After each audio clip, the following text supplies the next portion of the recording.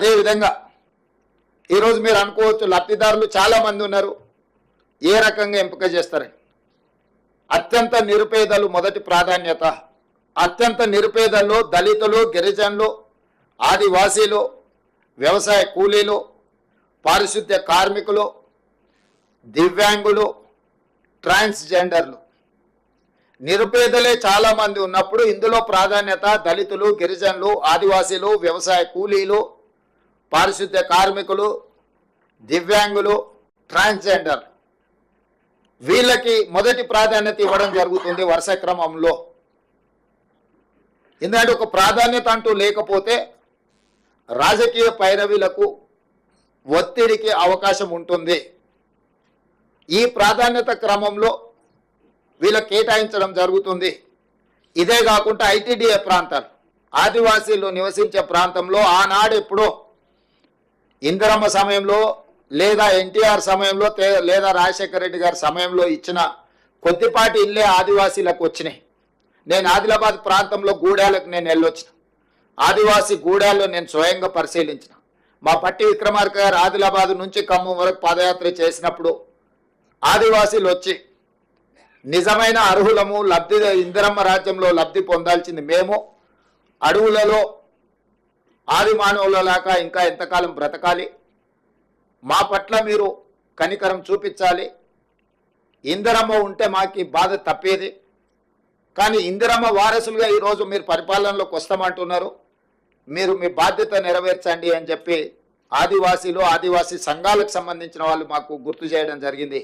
అందుకే ఈ వేదిక మీద నుంచి ఐటీడీఏ ప్రాంతాలకు ఈ కోటాలతో సంబంధం లేకుండా అక్కడ ఉండే జనాభా ప్రాతిపదికన అదనంగా కొన్ని వేల ఇండ్లు మంజూరు చేయాలని మేము ఈరోజు అనుకున్నాం. ఐటీడీఏ ప్రాంతాలను ప్రత్యేకంగా మేము పరిశీలిస్తాము, వాటిని ప్రత్యేకంగా తీసుకుంటాము.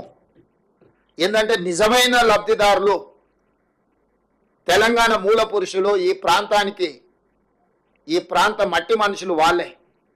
ప్రభుత్వ సంక్షేమ పథకం వాళ్ళకి చేరినప్పుడే మా లక్ష్యం నెరవేరినట్టు. అందుకే ఈరోజు సీతక్క గారు పదే పదే నా దృష్టికి ఈ ఆదివాసీలకు సంబంధించి ప్రత్యేకంగా ఇండ్లు ఇవ్వాలి అని చెప్పి వారు విజ్ఞప్తి చేయడం జరిగింది. అందుకే ఈరోజు మా మంత్రివర్గ సహచరుల అనుమతితోని ఆదివాసీలకు ప్రత్యేక కోట, ప్రతి నియోజకవర్గానికి 3500 ఇండ్ల కోట కాకుండా అదనంగా ఆదివాసీ ప్రాంతాలు, ఐటీడీఏ ప్రాంతాలు ఏవైతే ఉన్నాయో ఆయా ప్రాంతాల జనాభాను దృష్టిలో పెట్టుకొని వాళ్ళ కోసం ఒక ప్రత్యేక ప్యాకేజ్ కేటాయించడం ద్వారా, ఫర్ ఎగ్జాంపుల్ అచ్చంపేటలో చెంచులు ఉన్నారు, నల్లమల్ల అడవుల్లో ఉండే చెంచులను ఏ రోజు వాళ్ళకు న్యాయం చేద్దామన్న ఆలోచన గత 10 సంవత్సరాలు చంద్రశేఖరరావు గారి ప్రభుత్వం చేయలే. వాళ్ళని మనుషులలాగా గుర్తించడానికి కూడా ఆ ప్రభుత్వం ముందుకు రాలే. మరి అలాంటి వాళ్లకు న్యాయం చేయాలి, అలాంటి వాళ్లకు ఇందిరమ్మ రాజ్యంలో మేలు జరగాలి అన్న ఆలోచనతోటి గోండులు, ఆదివాసులు, ఆదిలాబాద్ జిల్లాలు, మీకు తెలుసు ఇంద్రవెల్లి కాల్పుల్లో చనిపోయిన కుటుంబాలకు నేనే స్వయంగా అక్కడికి వెళ్ళి వాళ్ళకందరికీ ఇందిరమ్మ ఇళ్ళ పట్టాలు ఇచ్చి వాళ్ళకు నిధులు ఇచ్చినము. ప్రత్యేకంగా వాళ్ళ గూడాలను అభివృద్ధి చేయడానికి ఆ రోజు మాట ఇచ్చొచ్చినము.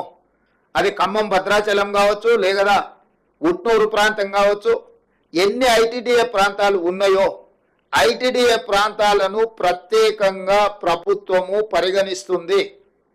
వాళ్ళకు మేలు చెయ్యడానికి ఆ పేదలకు ప్రత్యేకమైన ప్యాకేజ్ ఇవ్వడం ద్వారా మొట్టమొదట వాళ్ళ ఆత్మవిశ్వాసంతో బ్రతికే విధంగా ఈ ప్రభుత్వం మా కోసమే ఉన్నది, ఈ ప్రభుత్వం మా ప్రభుత్వం అని ఆదివాసీలు భావించే విధంగా వారికి ప్రత్యేకంగా నిధులను విడుదల చేస్తాం, లబ్ధిదారులను ఎంపిక చేస్తామని చెప్పి కూడా నేను ఈ సందర్భంగా స్పష్టంగా చెప్పదలుచుకున్నాను.